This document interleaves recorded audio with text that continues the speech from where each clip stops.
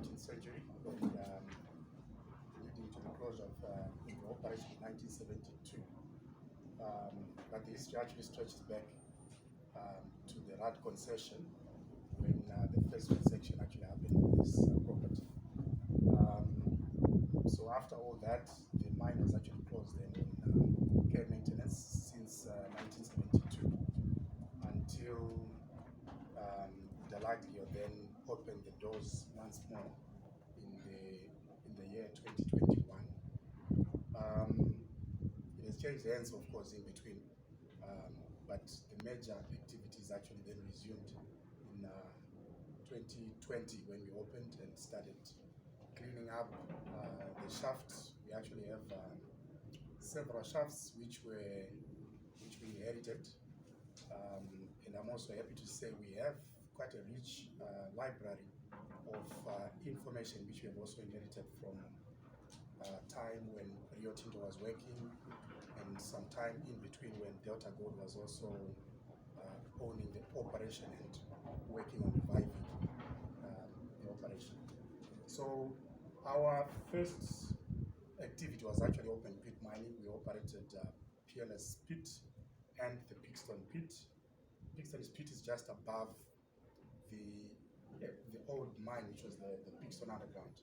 So when we came in and started operations, we went for the low-hanging fruits. We started off with the top layer of the deposit. We did open pit mining of that deposit, and then we went on to resume underground operations. So the 1.1 million ounces that we're talking about is just in the footprint of the Pickstone ore body, which extends in depth. The ore timers actually had done shafts which are extending to around 750 meters depth, and they've got a lot of infrastructure in there. Your haulages, we've got areas that have been mined out, which probably not paying at that time, other areas we are now attacking. To get a gold price, obviously, that is lucrative for us to start in the upper levels. So our first activity was really to dewater the mine.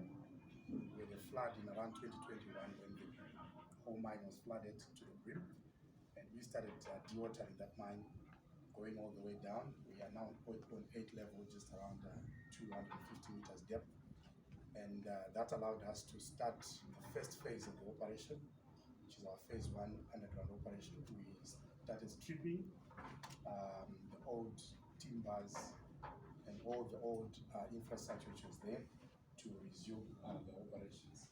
So that's basically what is defining the reserves and the resources.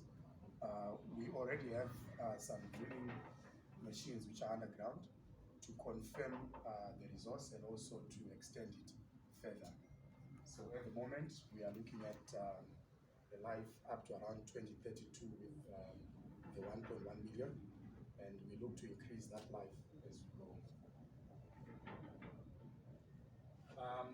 Just to focus on the Pickstone Underground project itself, we got the approval to start the phase 1 execution on the 1st of December by the board, the Dallaglio board, and we've gone on to invest in some extensive infrastructure. The phase 1 is a 22 million investment which we have put in, and that allows us to mine from level 5 going up. So that's where we are currently producing from, and our full-scale production started in September last year, 2021. I would say we have already scaled it up to the full capacity of the first phase that we were targeting. That also led us to invest in an extra volume in the plant. We were with the open pit, we were generally operating around 30,000 tons a month, and we were averaging around 40-50 kgs. So we have increased the capacity to 36,000. We've got scope to take it further to around 40, 42 as time goes, and with additional tanks for leaching. So as we speak, the first phase is only giving us close to around 1,000 tons a month. And we are looking at production in the early phases, 60 kgs. We are going to scale that up to 80 to 120. That's where we want to be steady state going forward. We already have recruited quite a number of people.